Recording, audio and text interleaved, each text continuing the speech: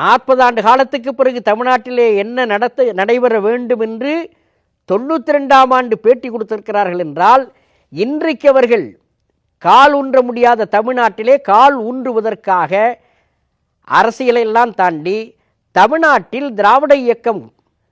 வலிமையாக இருக்கிற தமிழ்நாட்டில் கால் ஊன்றுவதற்கு எந்தெந்த கருவிகளை பயன்படுத்த வேண்டும் என்று நினைக்கின்ற பொழுது ஆர்எஸ்எஸ் இது போன்ற மத அடிப்படைவாத கருத்தை வடநாட்டில் இருப்பதைப் போல தமிழ்நாட்டிலே புகுத்தி அரசியல் ஆதாயம் அடைவதற்காக தீவிரப்படுத்தி இருக்கிறார்கள். இது இப்பொழுதல்ல, திமுக ஆட்சி வந்தவுடனே இங்கே திருக்காட்டுப்பள்ளியிலே மைக்கேல்பட்டியிலே ஒரு கல்லூரி பிரச்சனை, ஒரு கிறிஸ்துவ மாணவி லாவண்யா மதமாற்றம் செய்ய துடிக்கிறார்கள் என்று சொல்லி அந்த பிரச்சனையை பெருசாக்குனாங்க. மதமாற்றத்தால் அந்த லாவண்யா 12ஆம் வகுப்பு படிக்கக்கூடிய பிள்ளை தற்கொலை செய்து கொண்டாள் என்று சொல்லி அன்றைக்கு மிகப்பெரிய பிரச்சனையாக்கி,